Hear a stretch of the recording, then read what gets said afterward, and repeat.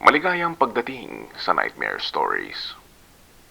Kung nandirito ka ngayon ay siguro naghahanap ka lang ng kasama. Salamat at ito ang napili mo. Ako nang bahala sa kwento ngayong gabi.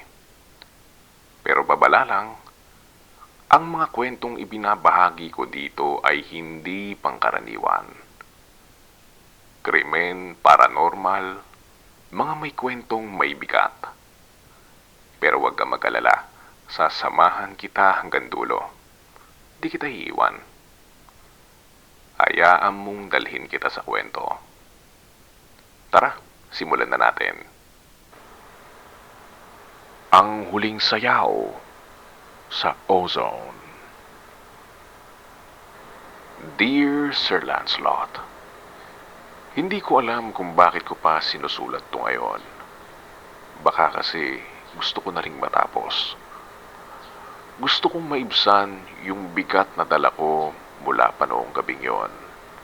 Ang gabing tinatawag ng iba na Ozone Disco Tragedy. Pero para sa akin, yun ang gabing hindi na ako muling nakasayaw. Ako si Leia. 19 ako noon. Second year college. Mahilig sa sayaw, sa tugtog, sa ilaw. Noong Marso 18, 1996, inimbita ko ng mga kaklase kong sina Rina, Jeff at Monet. Tara, Leia. Sa Ozone tayo mamaya. May anniversary party raw. Sagot daw ni Jeff yung first round. Sama ka na.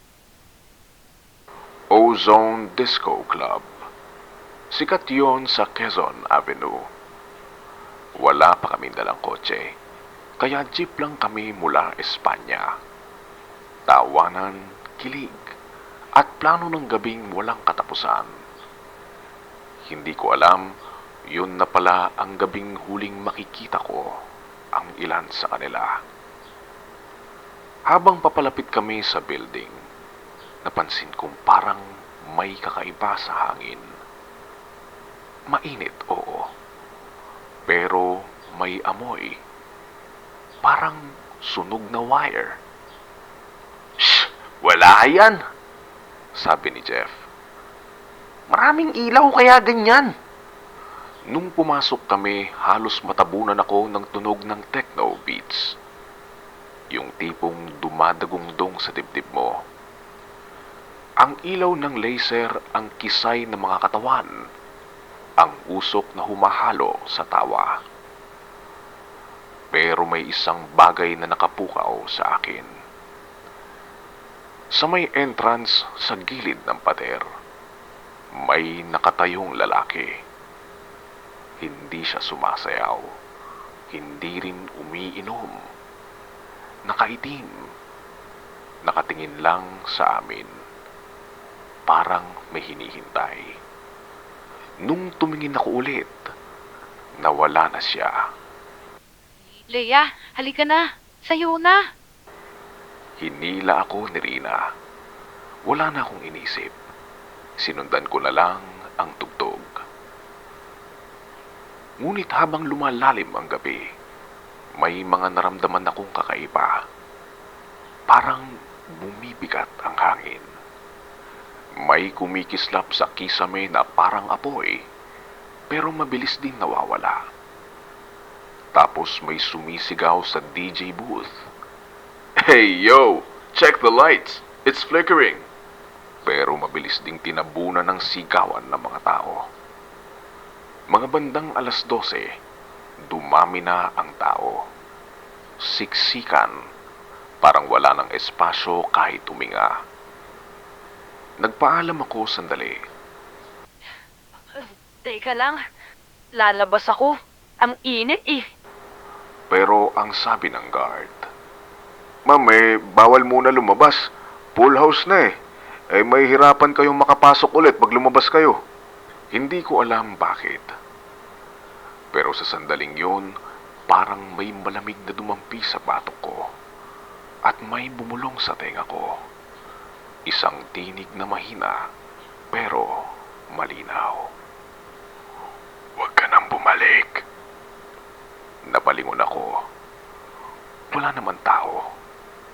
Pero binaliwala ko. Baka guni-guni lang. Kaya bumalik ako sa gitna ng sayawan. At doon nagsimula ang gabing babago sa lahat. Bumalik ako sa dance floor kahit may kung anong kaba na hindi ko maipaliwanag.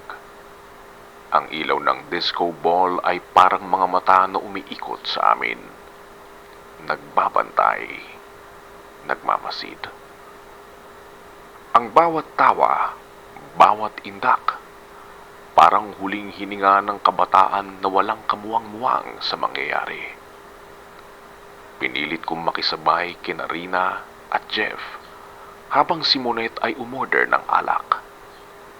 Pinapatugtog ng DJ yung Macarena, tapos Always Be My Baby. Ilang ulit kong inisip, ang saya sana kung walang kakaibang pakiramdam. Pero may kung anong naririnig ako sa gitna ng musika. Parang may ibang tugtog sa ilalim ng beat. Isang mahinang ugong, parang humahabol sa ritmo, pero mali. Parang boses na nakikisabay, pero hindi nanggagaling sa DJ booth. Hindi ka dapat nandito. Napalingon ako sa paligid. Lahat sumasayaw. Wala namang nagsasalita. Pinikit ko ang mga mata ko, hoping na mawala yung kaba. Pero mas lumakas ang tunog. Bumukas sandali ang mga mata ko, at sa salamin sa may bar, nakita ko ang sarili kong nakatingin. Pero hindi ako'y nasa refleksyon. Ang ngiti niya pilit, at sa likod niya may mga aninong kumikilos kahit walang ilaw. Bandang 12:30, lumapit si Monet, dala ang mga baso. O Leia, tagayin mo na. Wala kang gana eh. Pagod lang. Ang init kasi. Hindi lumabas tayo saglit. Lumapit kami sa may entrance, pero hindi pa rin kami pinayagan. May isa pang grupo na nakatayo roon, pinapawisan, nagsisigawan. Ang sikip sa loob, pre. Wala na tayong hangin. Napatingin ako sa kisame. Yung mga ilaw, kumikislap. Yung smoke machine, hindi na puting usok ang binubuga. Parang kulay abo. Amoy plastic. Pero sabi ng guard, "Normal lang yan, ma'am. Laging ganyan pag puno." Pagbalik ko kay Rina at Jeff, abala pa rin sila sa sayaw.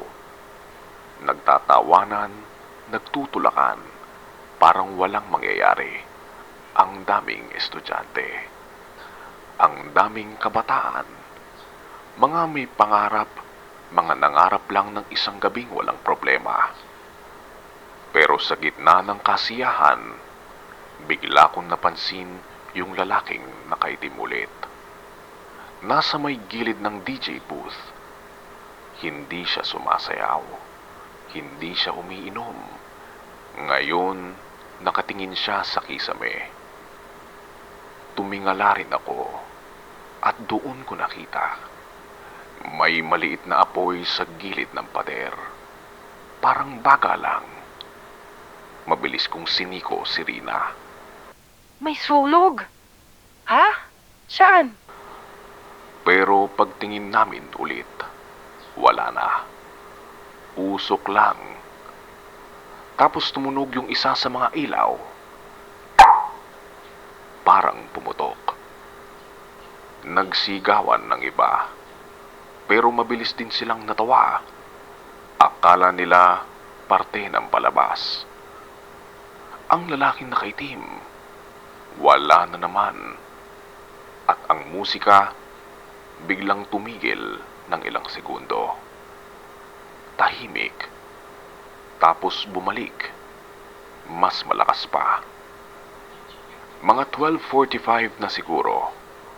Napuno puno na talaga ang lugar. Yung hangin parang lumalapot. Ang init parang lumalapit sa balat. At sa bawat hinga, nararamdaman kong hindi na ito ordinaryong gabi. Lumapit si Jeff sa akin. Leia, ayos ka lang? Oo, pero parang... Yun no, tara magpicture tayo. Inilabas ni Rina ang disposable camera niya. Nasa likod ko ang dance floor, ang mga ilaw, ang mga taong sumasayaw. Nag-flash, mabilis lang. Pero sa sandaling kumislap ang camera, may nakita akong malinaw. Isang babae sa likod ko, nakaputing bestida, nakatayo lang sa gitna ng mga sumasayaw. Hindi gumagalaw, hindi nakangiti. At bago pa ako makapagsalita, naputol ang ilaw. Isang segundo lang. Pero sa dilim na yon, may maririnig kang hinga. Malalalim, mabilis, at hindi galing sa iisang tao. Tapos nagbalik ang musika. Mas malakas, mas mainit, mas mabigat. At mula sa likod ko may kumapit sa braso ko. Malamig, mahigpit. Nang lingunin ko, walang tao. Lumapit ako kay Rina. Rina, pwede ba tayong lumabas? Ha? Ikakasayaw lang natin. Rina, please. Sige na. Pero bago siya sumagot, may narinig kaming sigaw mula sa may likod. Uy pre, may usok sa may likod. Tumigil ang ilan, pero ang iba tumatawa lang. Hanggang sa unti-unting umalingasaw ang amoy ng nasusunog na tela. At ang ilaw, isa-isa nang namatay. Hindi ko alam kung saan nanggaling yung unang sigaw. Pero narinig ko ang mga salitang yon. At alam kong hindi na kami ligtas. Hindi ko makalimutan yung unang sigaw. Parang pinulit na tela sa gitna ng tugtog. Tapos biglang, boom! May pumutok sa kisame. May nagliyab. Mula sa maliit na apoy, biglang kumalat sa pader. Sunog! May sunog! Bilis! Labas! Pero saan? Saan kami lalabas kung lahat ng pinto ay nakakandado? Nagsimula ang sigawan. Yung ilaw pumupundi isa-isa. Yung musika tuluyang tumigil. Ang usok kulay abo. Makapal, dumidikit sa balat. Sa bawat hinga, parang may pumapasok na karayom sa lalamunan. Hinila ko si Rina. Dito tayo. Pero hindi na kami makagalaw. Siksikan. Nagkakandahulog ang mga tao. May umiiyak. May nagmamakaawa. Buksan niyo yung pinto! Tulong!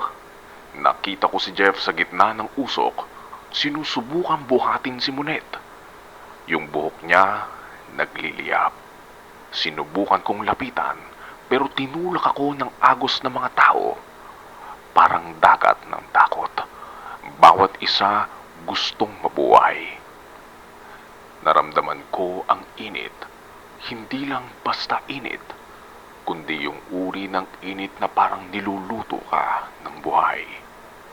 Ang hangin nagbabaga, ang bawat paghinga, ang sakit. May kumapit sa kamay ko, si Rina.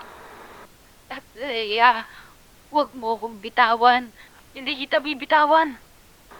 Pero sa lakas ng tulakan na itulak siya palayo, hindi ko na siya nakita ulit. Ang paligid ko puro apoy. Ang mga pader nagiging dilaw at pula.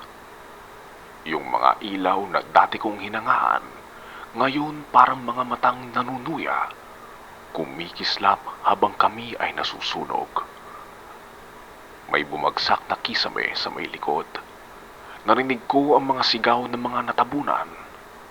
Tapos, katahimikan.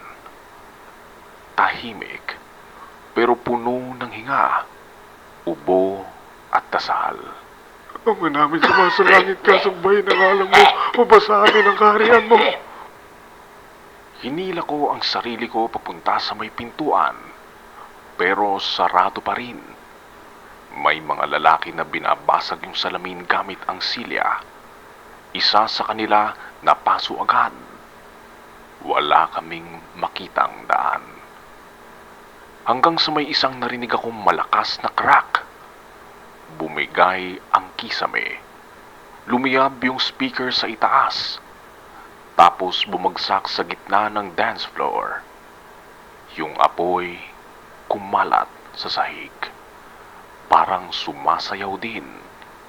Hindi ko na alam kung paano ko nakarating sa may labasan. Parang tinulak ako ng mga kamay na hindi ko makita. Mga boses na bumubulong. Dito ka, Lea. Bibitaw. Takbo ka ngayon. Sa gitna ng apoy, nakita ko ulit yung lalaking nakaitim. Nakatayo siya sa tabi ng pintuan. Tila kalmado. Hindi tinatablan ng init. Itinuro niya ang sahig. May maliit na butas sa gilid ng bar. Parang lagusan ang kable. Wala akong oras mag-isip. Gumulong ako papunta roon. Sumuot. Sinunog ng sahig yung braso ko pero tinuloy ko lang. Paglabas ko sa kalsada, tuliro ang lahat. May sumisigaw, may umiiyak, may umiikot na mga ambulansya. At doon ko lang napagtanto, ako na lang mag-isa. Si Jeff, si Monette, si Rina, wala. Umupo ako sa kalsada, nanginginig. Ang balat ko ay may mga paltos. Ang hangin amoy nasunog na plastik at laman. Tumingin ako sa building. Ozone. Umiilaw pa rin yung karatula kahit nasusunog. At sa gitna ng apoy na yon, nakita ko silang sumasayaw. Sa loob, mga anino, tila walang sakit, tila walang takot. Sumasabay sa tugtog na hindi ko naririnig. Hanggang sa unti-unting nawala ang ilaw. At ang tanging naiwan ay ang tunog ng sirena at ang katahimikan ng mga kaluluwang hindi nakalabas. Maraming beses kong tinanong ang sarili ko, bakit ako'y nakaligtas? Bakit hindi sila? Pero sa tuwing sinasara ko ang aking mga mata, naririnig ko pa rin yung tugtog. Yung halakhakan bago ang sigaw. At yung boses na bumubulong sa akin nung una. Wag ka nang bumalik. Siguro siya yung dahilan kung bakit buhay pa ako. O baka isa siya sa mga hindi nakalabas na tumulong sa akin makaligtas. Pagmulat ko, puti ang paligid. Ang amoy ng antiseptic at gamot, yun agad ang sumalubong sa akin. Nasa ospital na pala ako. Balot ng benda ang braso ko. Sunog ang balat ko sa kaliwang pisngi. Masakit pa rin huminga. Parang may usok pa rin sa loob ng baka ko. Isang nurse ang lumapit. Miss Leia, missing ka na pala. May mga pupunta galing sa pulis. Kakausapin ka mamaya. Tumango lang ako. Wala akong masabi. Hindi ko kaya magsalita. Kasi sa likod ng mga talukap ko, naririnig ko pa rin yung mga sigaw. At sa bawat paghinga ko, parang may amoy pa rin ng nasusunog na goma. Lumipas ang ilang araw bago ko nalaman ang totoo. More than 100 daw ang namatay. Mga kaklase ko, kaibigan, kakilala. Ang iba hindi na nakilala. Ang iba magkasama pa rin, yakap-yakap hanggang sa huling sandali. Nung pumunta ako sa memorial service, hindi ko mapigilang mapaiyak. May mga larawan sa dingding, may mga bulaklak, kandila, at larawan ng mga batang nagngingitian pa sa mga frame. At habang nakatayo roon, may malamig na hangin na dumaan sa tabi ko, kasabay ng bulong. Nandito kami. Pag-uwi ko sa bahay, akala ko tapos na. Pero hindi. Sa gabi, nagsimula na naman ang mga panaginip. Lagi akong nasa loob ng disco. Tahimik. Walang tugtog. Pero nakikita ko silang lahat. Si Rina, si Jeff, si Monette. Nasa dance floor. Nakangiti. Walang sugat. Walang paso. Sumasayaw sila sa ilalim ng disco ball na umiikot pa rin. At sa tuwing susubukan kong lapitan, laging may humaharang. Yung lalaking nakaitim. Hindi ko makita ang mukha niya, pero palagi siyang naroroon. Pagkagising ko, amoy usok pa rin yung kwarto ko. Tapos minsan, may maririnig akong musika. Mahina parang galing sa radyo, pero wala naman akong radyo. Isang pamilyar na tugtog. Always be my baby. Lumipas ang ilang taon, tinangkang kalimutan ng lahat ng nangyari. Yung building, giniba. Pinalitan ng ibang establishmento. Pero tuwing dadaan ako sa Quezon Avenue, napapalingon pa rin ako. At sa gabi kapag nadadaan ako roon, may nakikita akong liwanag sa loob. Mahina, parang strobe light. Tapos may mga aninong sumasayaw. May isang gabi, hindi ko na kinaya. Bumalik ako. Gabi, mga 12:00 na rin. Pareho sa oras ng sunog. Nakatingin lang ako sa lumang lote. Tahimik, hangin lang ang maririnig. Pero habang nakatayo ko roon, may sumulpot na tunog ng tugtog. Mahina pero malinaw. Sumabay ang mga ilaw ng dumadaan na kotse. At sa anino nito, nakita ko sila. Mga katawan na nagliliyab, pero hindi nasasaktan. Sumasayaw, tila masaya, tila ayaw umalis. Gusto kong sumigaw pero wala namang lumabas sa bibig ko. Tapos may nararamdaman akong kamay sa balikat ko. Malamig. Mahigpit. Paglingon ko, si Rina. Pero iba na siya. Yung mata niya, walang luha. Walang galit. Ngumiti lang siya at sinabi, Leia, may utang ka pa sa amin. Hindi pa tapos ang sayaw. at sa isang iglap, nawala siya. Kasabay ng amoy ng usok at tugtog na unti-unting humina. Mula noon, hindi na ako sumayaw. Hindi na ako pumapasok sa bar. Hindi na ako nanonood ng mga ilaw. Kasi bawat tugtog na marinig ko, may naririnig akong tinig na bumubulong sa ilalim ng musika. Leia, Sabay ka matagal na. ka na naming iniintay. 29 na taon na ang lumipas. At hanggang ngayon, kapag naririnig ko ang salitang ozone, bumibilis pa rin ang tibok ng puso ko. Hindi ko alam kung takot o pangungulila. Pero may isang bagay akong sigurado. Hindi pa ako ganap na nakakaalis sa gabing yon. Noong Marso 18, ngayong taon, bumalik ako. Hindi ko alam kung bakit. Baka gusto kong humingi ng tawad. O baka gusto ko lang maramdaman na totoo pa ako.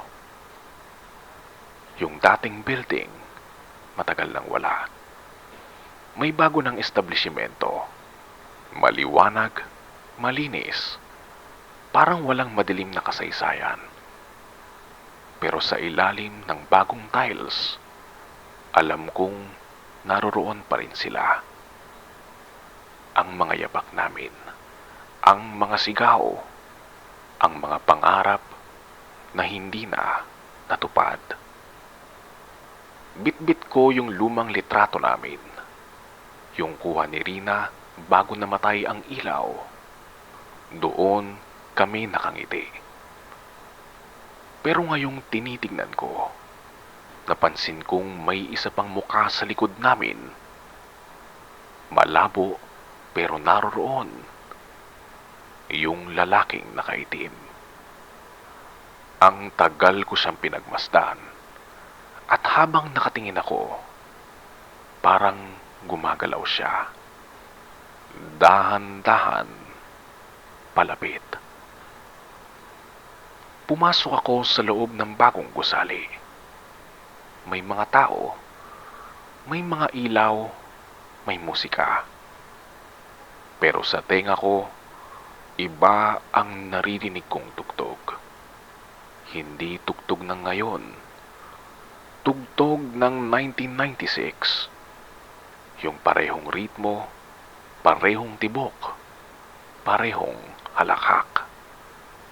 At sa bawat hakbang ko, parang lumalalim ang lupa. Parang bumabalik ako sa gabing yon.